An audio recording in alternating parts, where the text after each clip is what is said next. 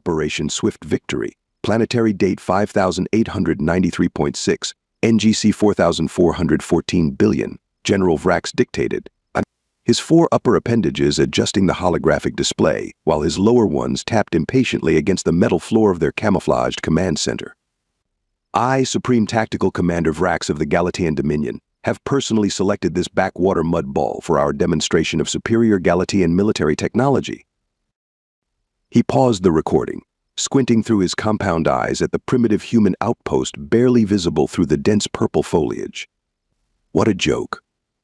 3 prefabricated structures, a communications array that might as well have been built with sticks and stones, and a landing pad that couldn't accommodate anything larger than their pathetic shuttlecraft. Resume recording, Vrax barked. Today marks the beginning of the end for humanity's expansion into Sector 8. Our elite infiltration team has established the perfect ambush position completely undetected, I might add, despite the humans' supposed advanced sensor technology. Major Klaatu, the squad's tactical officer, suppressed a buzzing laugh from where he crouched beside the monitoring equipment. Their sensors couldn't detect a supernova if it happened in their backyard. Exactly, Major. Vrax's mandibles clicked in appreciation. For the record, I am accompanied by the finest special operatives the Dominion has produced, Major Klaatu, whose infiltration of the Arcturus mining colony resulted in its bloodless surrender, Lieutenant Blix, whose expertise in xenobiology has been crucial in developing our latest weapon, and Specialist Dorn, whose enthusiasm for testing new methods of subduing enemy combatants borders on the concerning. Dorn looked up from the vial of pale green liquid he was examining, his facial tentacles curling into what passed for a smile in his species. I prefer the term passionately devoted to science, General. Call it whatever helps you sleep during the cold cycle, Specialist. Vrax turned back to the recorder. Our mission is straightforward. Capture the human outpost using our newly developed neurotoxin, document its effects, and return with prisoners for further study. The Supreme Command believes this compound will revolutionize our conquest efforts, allowing us to subdue resistance without damaging valuable infrastructure. Lieutenant Blix adjusted her breathing apparatus, a necessity for her aquatic evolved physiology in this dry environment. General, preliminary tests indicate the toxin should render humans unconscious within minutes of exposure, with total paralysis following shortly after. No permanent damage unless exposure exceeds 12 hours. Which is more consideration than these hairless primates deserve, Vrax added, not bothering to hide his contempt. Frankly, Issei, I don't understand why we're wasting such sophisticated methods on creatures whose greatest technological achievement seems to be inventing increasingly ridiculous names for caffeinated beverages. Klaatu snorted. Have you seen their combat armor? You might as well be wearing cooking foil. Their fragility is well documented, Vrax continued for the record. Even minor atmospheric variations cause them respiratory distress. They require constant hydration and nutrition. A slight change in ambient temperature can impair their cognitive functions. And yet the High Command insists we treat this operation with the utmost seriousness. He zoomed the holographic display to focus on the outpost's water purification system. We will introduce the compound into their water supply. When the humans are incapacitated, we will document everything for the scientific division, secure the location, and signal for the main force to land. The Dominion will have its foothold in this sector by the next planetary rotation. Vrax paused, his mandibles spreading in the Galatean expression of supreme confidence. If there's one thing we can count on, it's the predictable weakness of human physiology. This will be the easiest mission of our distinguished careers. How spectacularly wrong he would turn out to be. Surveillance update, sir, Major Klaatu announced, his taloned fingers dancing across the holographic interface. Our sensors have identified only one human currently active at the outpost, but the others appear to be off-site, likely conducting survey operations in the eastern sector. Vrax's compound eyes glittered with anticipation as he moved to the display. Perfect. One test subject is all we need for the initial demonstration. The hologram shifted to show magnified footage of a human female in combat fatigues, methodically checking the perimeter defenses. She moved with a practiced efficiency that even Vrax had to acknowledge showed professional training. Facial recognition confirms this is Sergeant Maggie Rivera, Lieutenant Blix reported, reading from her datapad. Alliance Military, 42nd Expeditionary Unit. They call her Havoc. Havoc. Specialist Dorn's tentacles curled in amusement as he continued preparing the neurotoxin. What an absurdly dramatic designation. Do they think naming themselves after destructive concepts makes them more intimidating? Blix continued scrolling through the intelligence file. Actually, her record is quite extensive. It decorated 3 times for exceptional valor, survived the Proxima Centauri conflict, was apparently the sole survivor when separatists attacked the Ganymede research station. A fortunate human, nothing more, Vrax dismissed with a wave of his upper appendage. Luck is often mistaken for skill among primitive species. Sir, Blix hesitated, her breathing apparatus wheezing slightly as she examined more data. There's a note here about her participating in some kind of experimental combat enhancement program, a code named Phoenix Protocol. Details are classified even in the files we accessed. Enhancements? Vrax scoffed, leaning over to examine the file himself. What could they possibly enhance?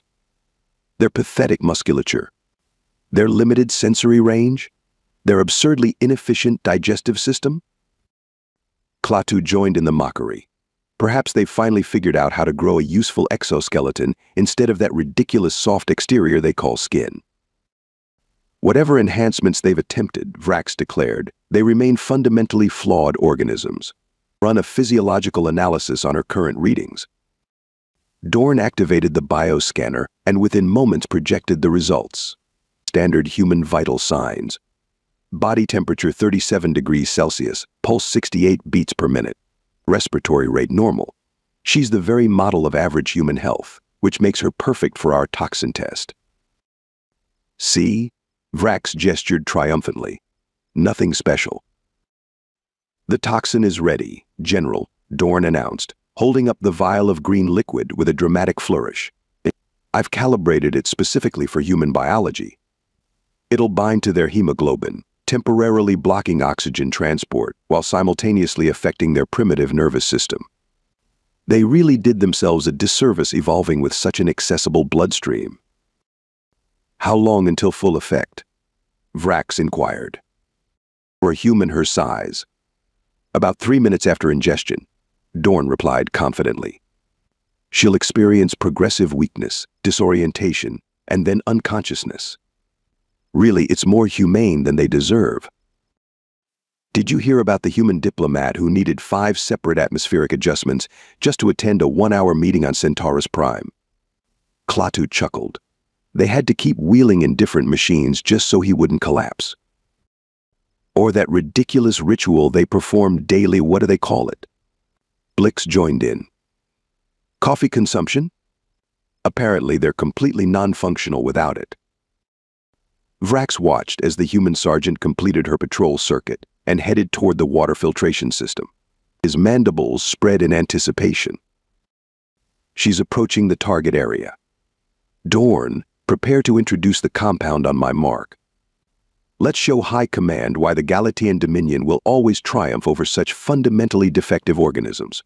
Target is approaching water filtration unit.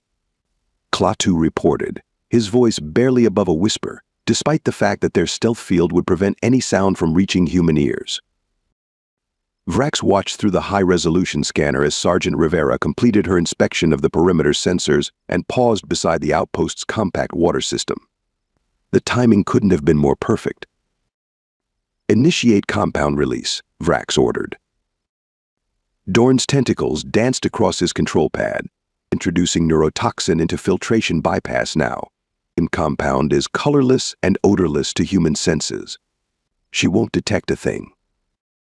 They watched in collective anticipation as the human pulled out a canteen and filled it directly from the system's drinking water tap. Rivera took a long drink, wiped her mouth with the back of her hand, and continued her patrol. Toxin successfully delivered, Dorn announced with undisguised glee. Now we wait, though not for long.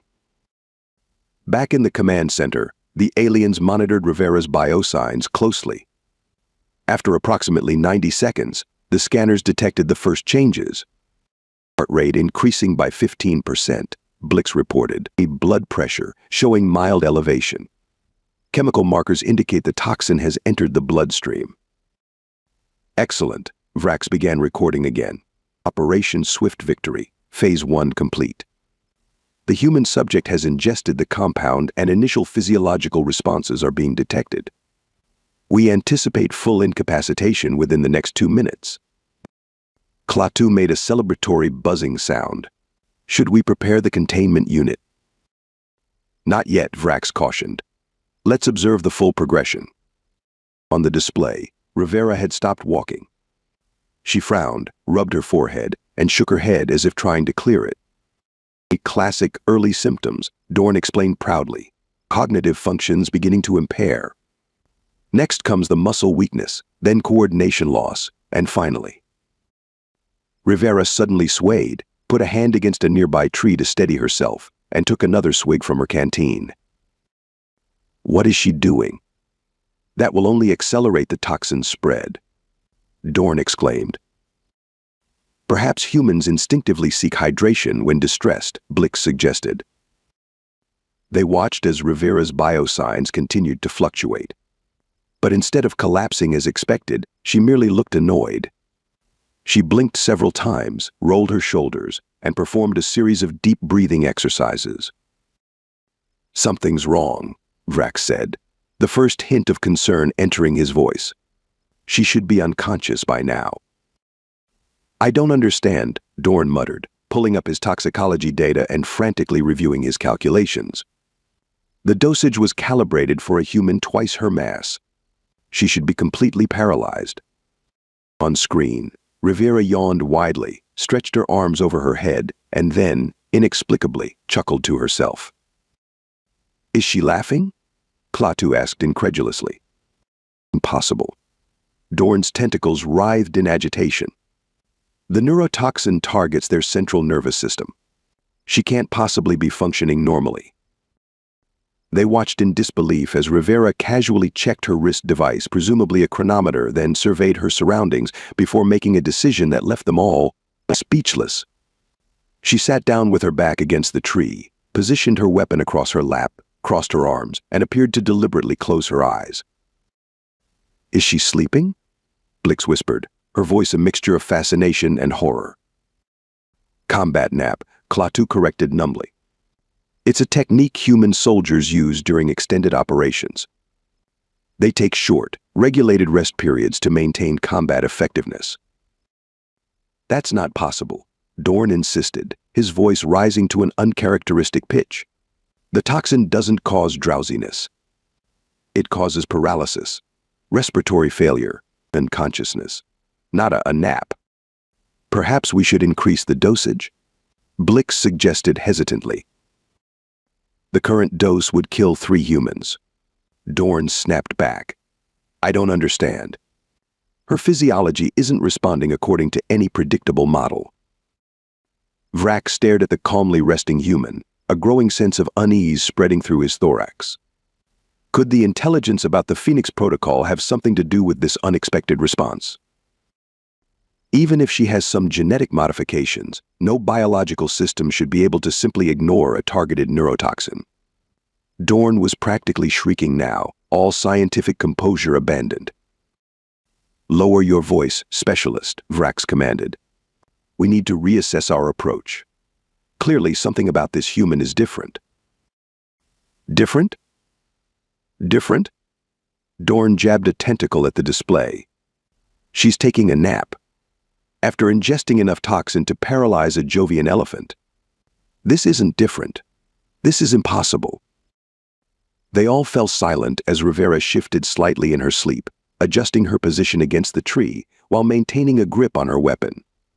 Her biosigns had stabilized at levels only slightly elevated from her baseline. What do we do now, General? Klaatu finally asked, all earlier bravado gone from his voice. Vrax's mandibles clicked nervously. For the first time in his distinguished military career, He didn't have an immediate answer. Precisely 47 minutes after closing her eyes, Sergeant Rivera snapped awake. Not gradually, not with the disorientation typical of humans rousing from sleep, but with immediate and complete alertness that sent a chill through Vrax's exoskeleton. Biosigns spiking, Blix reported unnecessarily. They could all see the readings. Heart rate increasing to this can't be right 130 beats per minute. Temperature rising to 38.2 Celsius. Rivera stood up in one fluid motion, her movements showing none of the weakness or discoordination the toxin should have induced. Instead, she rolled her shoulders, cracked her neck, and scanned her surroundings with laser-focused intensity. Her expression had transformed from the mild annoyance they'd observed earlier into something far more concerning. Fury. Cold, calculating fury. "What is happening?" Dorn whispered, his tentacles coiled tightly against his thorax in distress. She should be incapacitated. The toxin concentration in her system is still at 82%.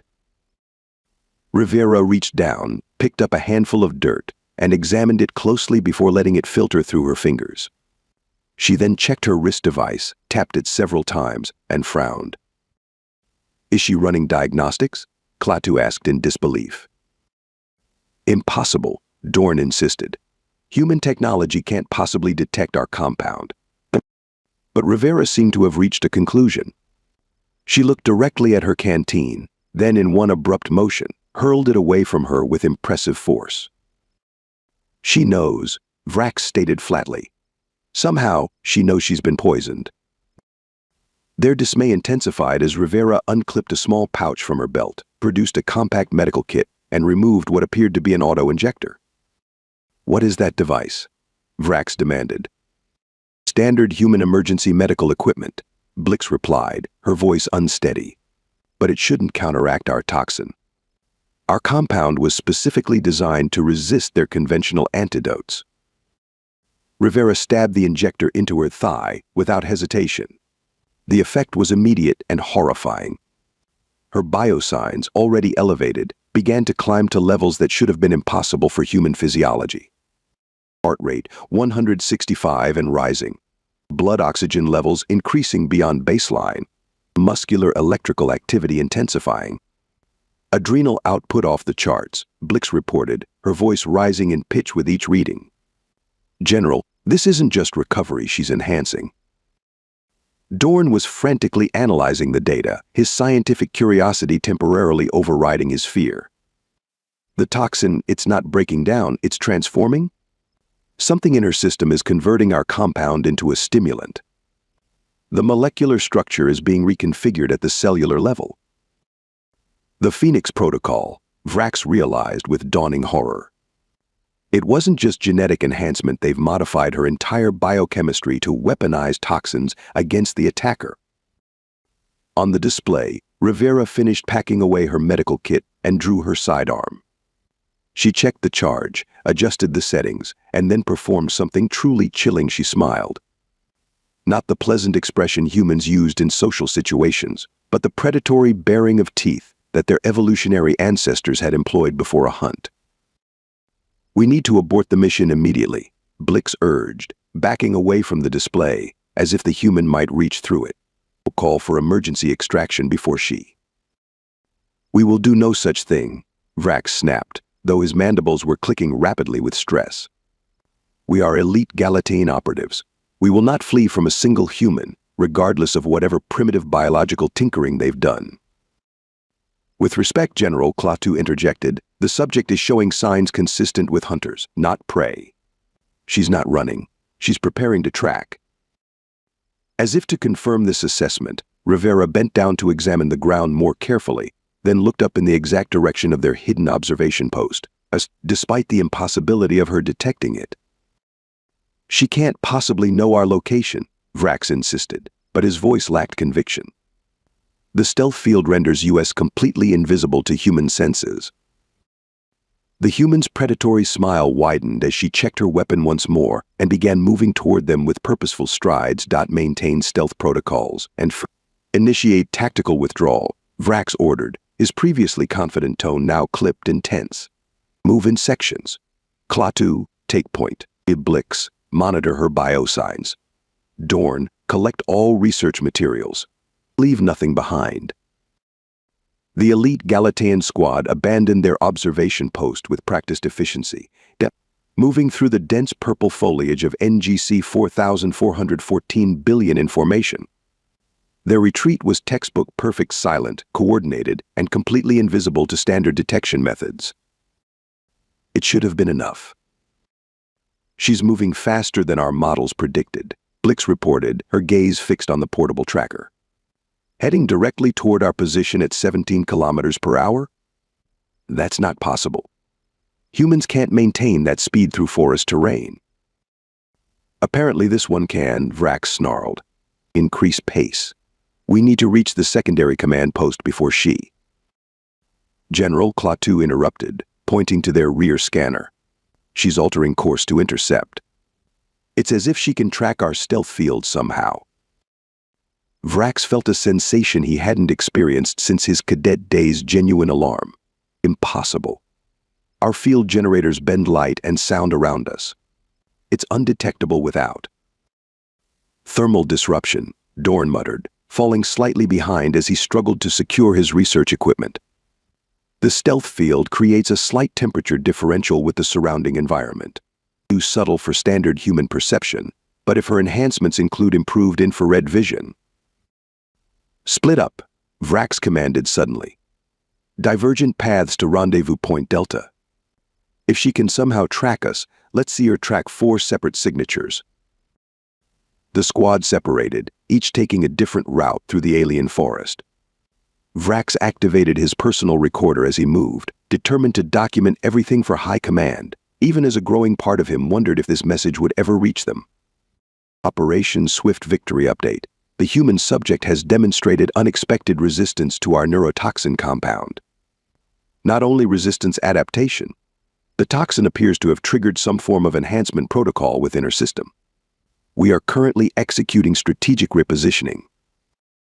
A panicked transmission from Dorn cut through Vrax's recording. She's pursuing me.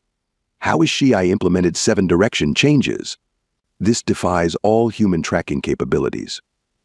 Maintain communication discipline, Vrax hissed back. Continue to evade and... The transmission from Dorn abruptly cut off, replaced by a burst of static and a sound that turned Vrax's hemolymph cold. A human female's voice. Hello there, little scientist, came the unnervingly cheerful voice of Sergeant Rivera. Don't worry about calling your friends. They'll be joining us soon enough. Emergency extraction request. Vrax barked into his communicator, attempting to reach their orbital support vessel. Priority override Crimson. Authentication code Vrax 97 Thalys Omicron. Only static answered him. Comms are being jammed, Klaatu reported, his usually steady voice now trembling slightly. Some kind of localized interference pattern, highly sophisticated.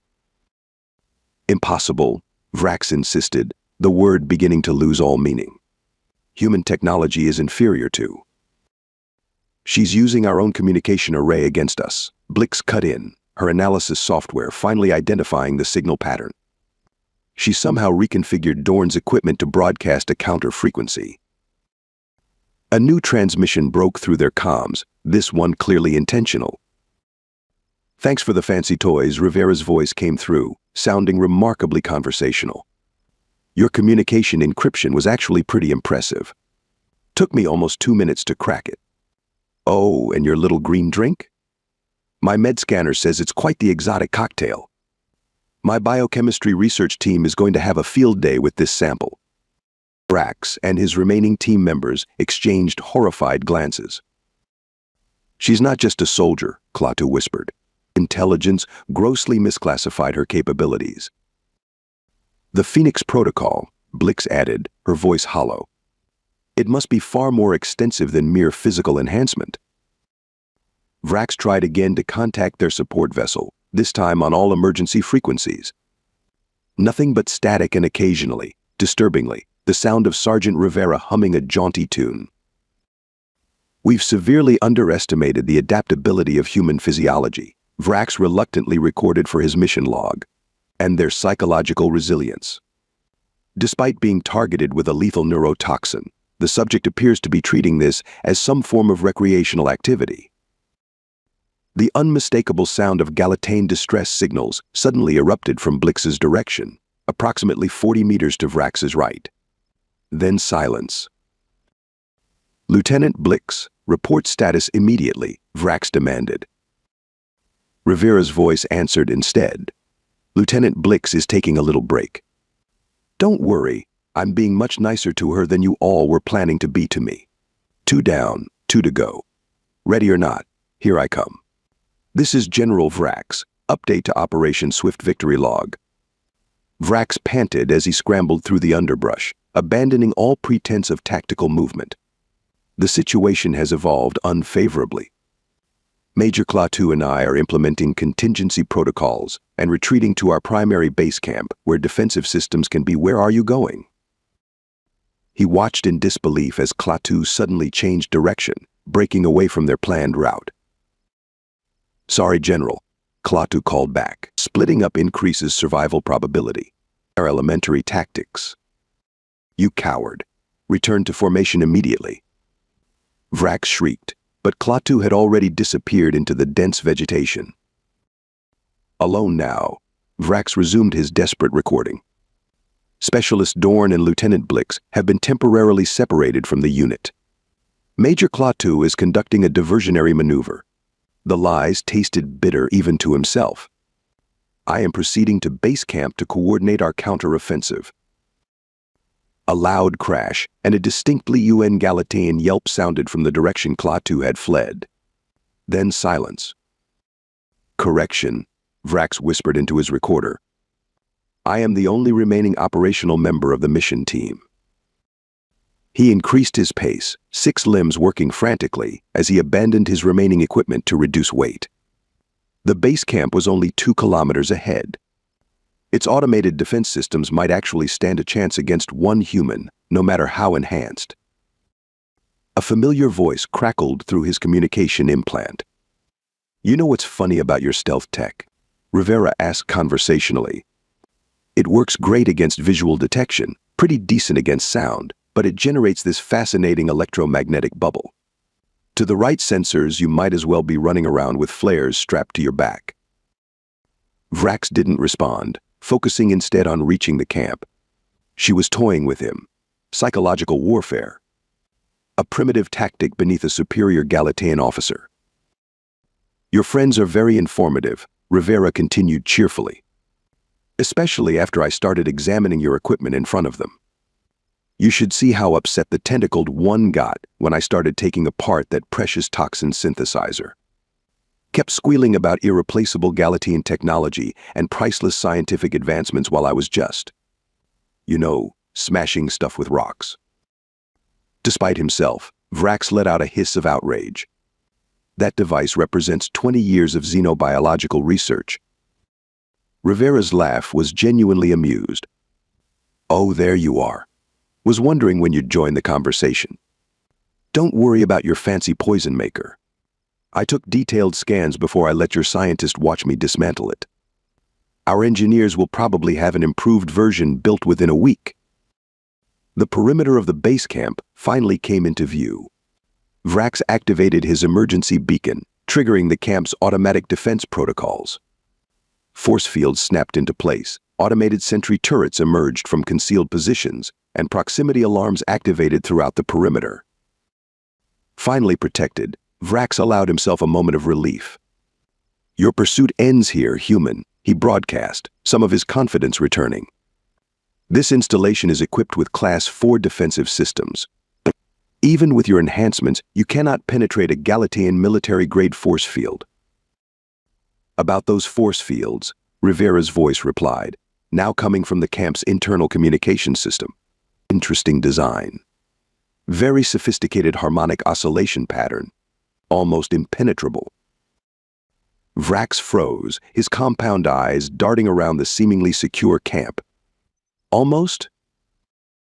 "Almost," Rivera confirmed, and then casually walked through the main entrance as the force field deactivated before her. She wore a standard human combat uniform, now supplemented with pieces of Galatean equipment strapped haphazardly to her belt. In one hand, she held a scanner clearly salvaged from Dorn's research kit. In the other, she casually twirled what Vrax recognized with horror as the camp's central security control rod. "Looking for this?" she asked, holding up the rod. "Found it about 20 minutes ago when I first arrived at your camp. Really should have changed those access codes from the factory defaults." The automated turrets swiveled toward Vrax instead of the intruder. "You can't possibly understand how to operate Galatean security systems," Vrax protested, backing away from both Rivera and the turrets. "The interface requires specialized neural patterns that humans don't." "You'd be amazed what you can figure out with a little motivation," Rivera interrupted, tapping the scanner against her thigh. "Being poisoned is quite the incentive for rapid learning." Vrax drew himself up to his full height, mandibles clicking rapidly in agitation. "I am Supreme Tactical Commander Vrax of the Galatean Dominion. I demand to be treated according to interstellar conventions regarding captured military personnel." Rivera raised an eyebrow. "Funny, I don't recall you planning to extend me the same courtesy." In fact, she consulted the scanner. "According to this data, you were planning to keep me paralyzed indefinitely for extensive biological experimentation. Not very sporting." "We are at war," Vrax declared. "No, we're not," Rivera corrected calmly. "At least, not officially. What we have here is an unauthorized incursion into Alliance territory and an unprovoked attack on military personnel. Or as we call it back home, a really, really bad career move." She gestured to the communication array. "I've already sent a full report to my command. A retrieval team is on the way. They're particularly interested in your neurotoxin research." Vrax slumped in defeat. "What are you going to do with me?" Rivera's smile was not comforting. "First, you're going to help me round up your friends. Then you're going to tell me everything about your mission, your superiors, and especially that fascinating toxin. And then," she paused dramatically, "I'm going to make you famous." "Famous?" Vrax asked, confusion temporarily overriding his fear. "Oh yes," Rivera nodded. "The first documented case of a Galatean Special Forces team being captured by a single human soldier after failing to poison her. The diplomatic fallout alone will be spectacular. I imagine you'll be quite the celebrity back home, though perhaps not in the way you hoped." Vrax could only stare in horror as the human casually accessed their secure communications system and began broadcasting. "Is this recording properly?" "The light should be pulsing if it's working," Rivera said, adjusting the Galatean holocamera she had mounted on a tripod. Behind her, the three captured aliens sat in a neat row, secured with their own restraint technology. Dorn's tentacles were curled in misery, Blick stared at the ground, and Klaatu kept shooting accusatory glances at Vrax. "For the official Alliance record," Rivera continued with mock formality, "this is Sergeant Maggie Rivera, documenting the capture of a Galatean Special Forces team that attempted to neutralize me using an experimental neurotoxin." She turned to face her prisoners. "General Vrax, would you care to explain your mission objectives for posterity?" Vrax's mandibles clicked furiously, but with the security rod pointed at him, he had little choice. Operation Swift Victory was designed to test a new non-lethal compound for subduing human combatants without damaging infrastructure. "And how would you rate the success of this operation?" Rivera asked, unable to keep the amusement from her voice. "Catastrophic failure," Vrax muttered, his compound eyes fixed on the ground. "Speak up for the recording, please," Rivera prompted. "Catastrophic failure," Vrax repeated, louder this time.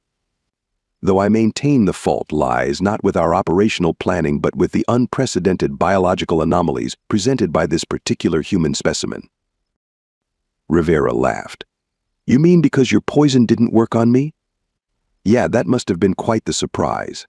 She walked over to a small case she had assembled, filled with vials of the green neurotoxin she had collected from around the camp. "My science team is going to be thrilled with these samples. We've been trying to perfect the Phoenix protocol for years, but the enhancement activators we've been working with had too many side effects." "Enhancement activators?" Dorn perked up despite his situation, scientific curiosity momentarily overriding his humiliation. The Phoenix Protocol alters human biochemistry to convert certain toxins into combat stimulants, Rivera explained casually. But we've never found a compound that triggers the conversion so effectively without negative side effects. Until now. You allowed yourself to be poisoned, Vrax realized with dawning horror. You identified our ambush and deliberately consumed the toxin. Rivera shrugged. I detected your stealth field fluctuations during my first patrol circuit. Decided to see what you were up to. When my sensors picked up unknown compounds in the water supply, I thought, why not? Worst case scenario, my implants neutralize it. Best case scenario. She gestured to the captured aliens and their dismantled camp.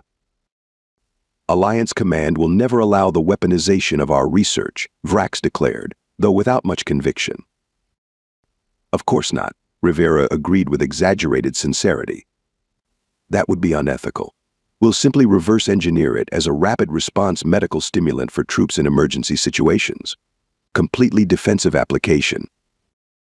Vrax slumped in defeat as Rivera finished her recording and prepared the prisoners for transport.